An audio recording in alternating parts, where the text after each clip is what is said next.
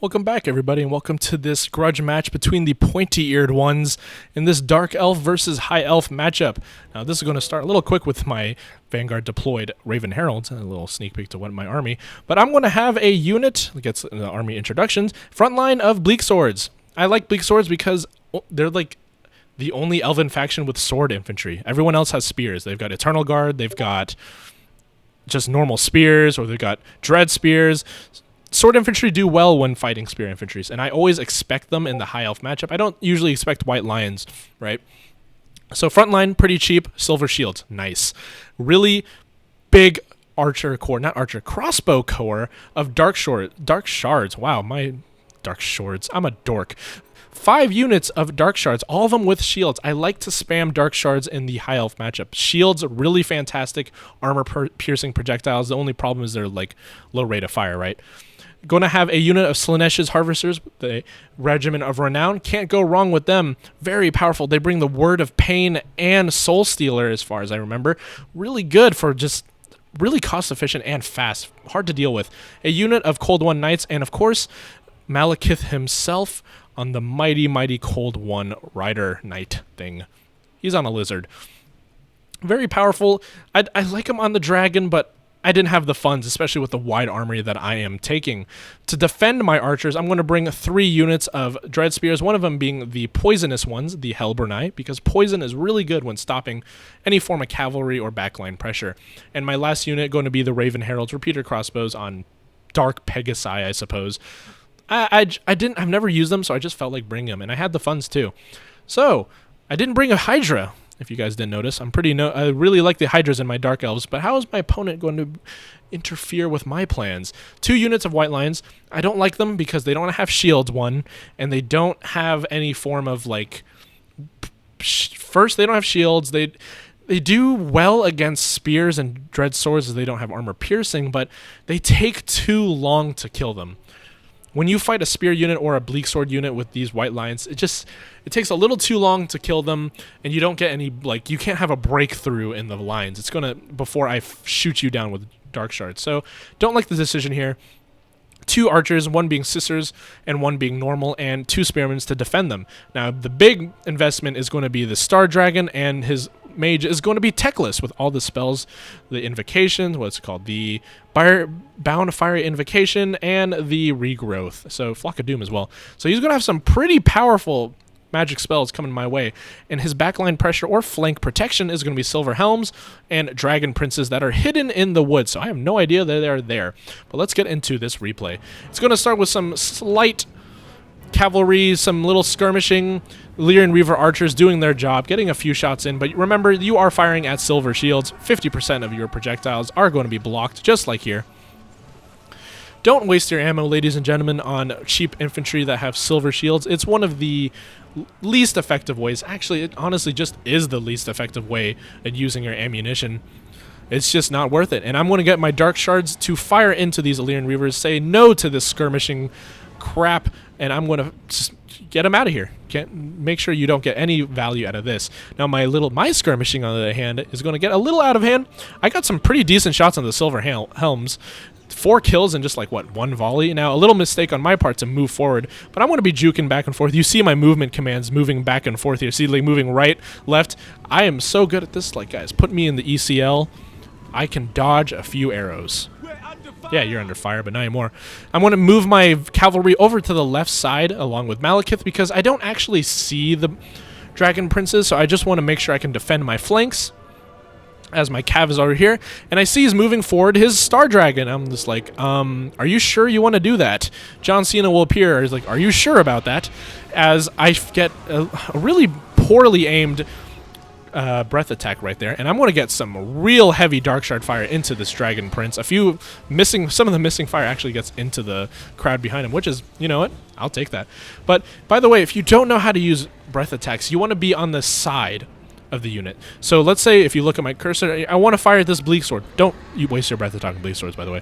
You want to be like right here. You want to make a horizontal line with the unit you want to breath attack, and that's how you get the effectiveness out of it. Or just hit a large target, because large targets you tend to hit anyway. But make sure the large target is stationary, because then you'll miss a lot of your breath attack.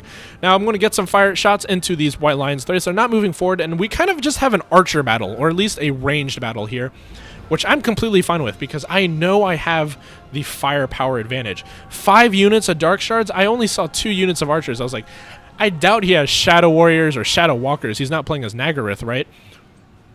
So I was like, yeah, I won't engage with my infantry. I can fire all day long. I'm going to make you come to me.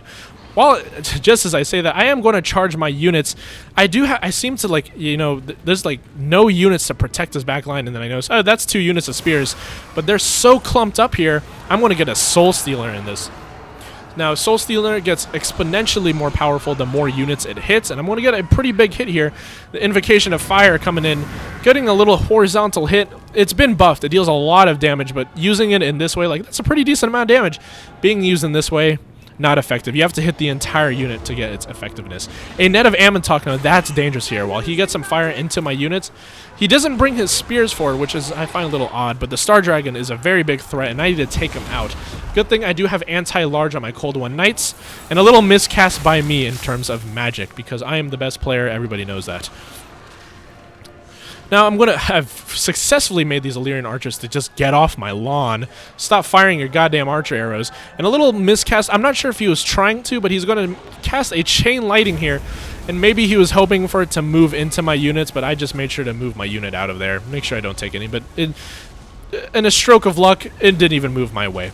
Now, he's going to get these, not Dragon Princes, but Silver Helms into my back line.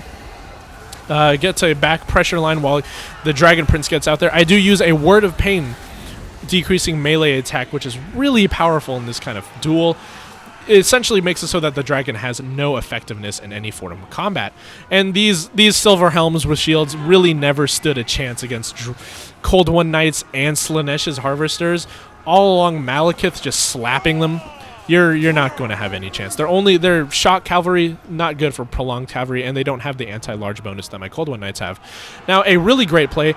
He finally sends in the Dragon Prince in the woods. I forgot he was there, and he completely takes out a unit of Darkshards, which is really good on his play, but I'm going to have a concave unit of archers. They're going to fire into them, and I send quite literally almost every single infantry unit. If he used this chain lightning, like, right here, he would have gotten so much value, but the Hellbroni are applying the poison on the Dragon Princes. Their speed is only, 60?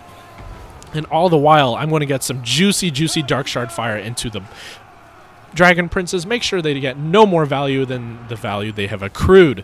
I have some more backline pressure. I'm going to sending over my Cold One Knights and my what's left of the Slanesh's Harvesters as they flee the instant I say about that.